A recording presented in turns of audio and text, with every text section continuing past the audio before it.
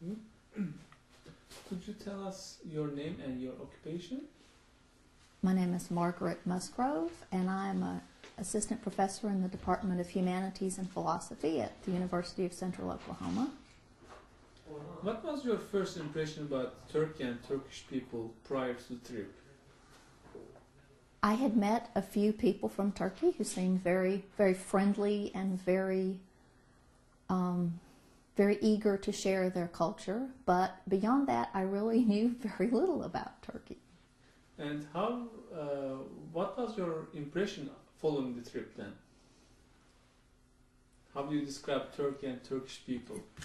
I tell people that the Turks that I met are all just very, very friendly, and they are so eager to welcome guests, and they're very eager to share what Turkey is like, and they seem to have a real urgency to teach the world about Turkey and Turkish practices and culture. And have you ever hesitated to go to Turkey when you got the invitation? I hesitated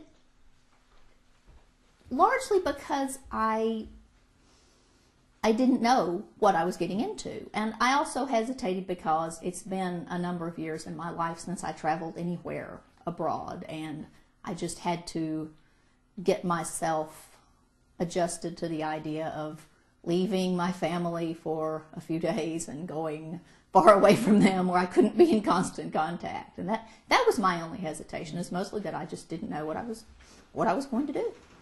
And did you receive any reactions from your friends about your trip? I expected more. I worried that my parents would worry about my safety. They didn't seem quite as worried as I expected them to be. Most people were excited that I was going to get to go someplace different than Oklahoma. And what struck you in Turkey? I think because I didn't know very many Turkish people before I went, the way that I was received by complete strangers who were so warm and so friendly to me, that was quite surprising to me. And so that was probably the biggest surprise to me. And how your impression about Turkey and Turkish people has changed following the trip?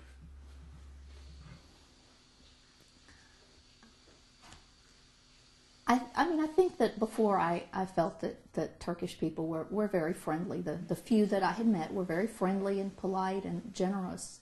But you have to see that in action and experience. People, complete strangers, cooking for you before they've met you and being eager to meet you and tell you about their culture. You have to experience that. Did the trip reinforce your hopes about future world peace? I think it did because the people that I met in Turkey were all so eager to further that goal, and they were all so committed to interacting with people of different faiths and to tolerance and getting along and to learning about other cultures as well, and that was very encouraging to meet so many people across the country who were interested in that goal. Did the trip rose any ideas to you about new activities and projects of interfaith dialogue? I think I am more interested in finding out about activities that, say, IID is already doing and participating in those myself. And that you visited a couple of schools inspired by Mr. Gulen. What impressions have you got about those schools? The schools that we visited were really exciting to me and really beautiful schools, and one of the surprises of my trip, because I had not thought about what the schools would be like. The schools were all so well run, and they all seemed, the faculty that we met all seemed so committed to taking care of their students and not just educating their minds, but helping them become good people committed to the same goals of tolerance and giving them a world view. And the schools were one of the great surprises. We visited so many beautiful schools. The one we visited in Istanbul that was all grades, little kids and big kids. We went all over the school, and it was really exciting to see how small children learn in another country too. Find any differences between the kids over there versus in the U.S. in terms of behavior and other things in school? We saw the kids, we saw the children largely playing on the playground, and they seemed to just be running about, playing at recess. And we saw one class of I think first graders who looked like little first graders look in their classroom. So that was fun to see. And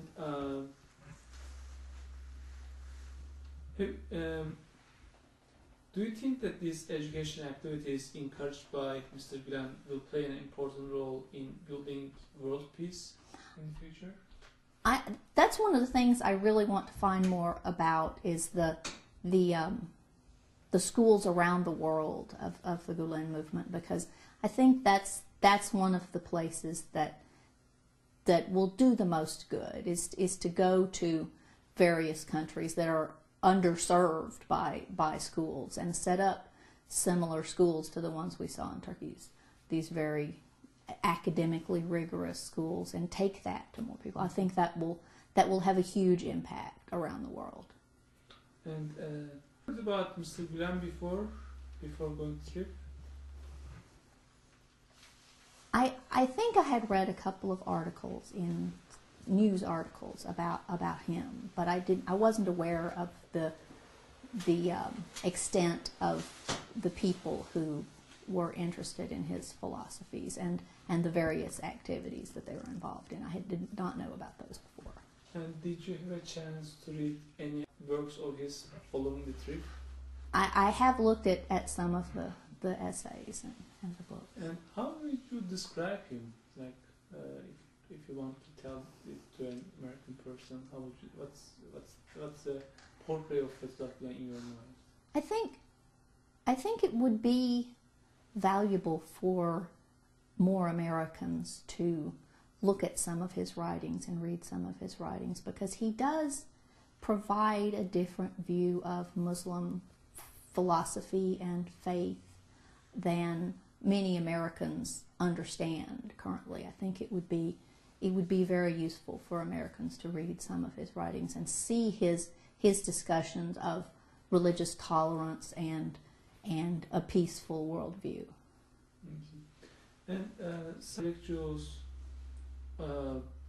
say that Gulen should be nominated for Nobel Peace Prize for his achievements and for his works towards interfaith dialogue and world peace.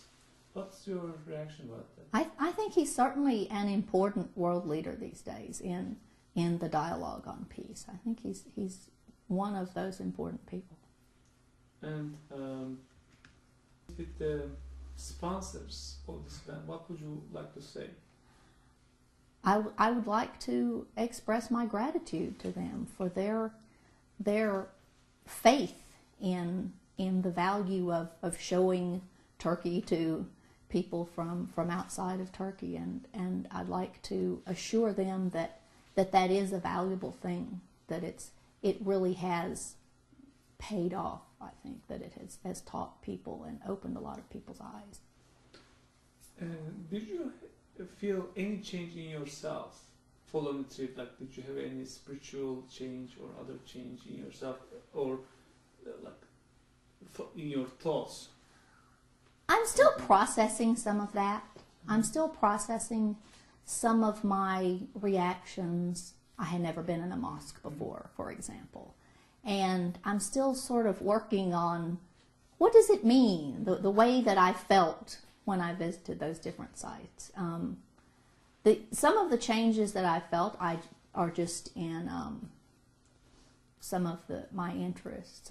I feel more confident teaching just the geography of the Near East in my courses now. Just having been in the area, it's helped me in that way.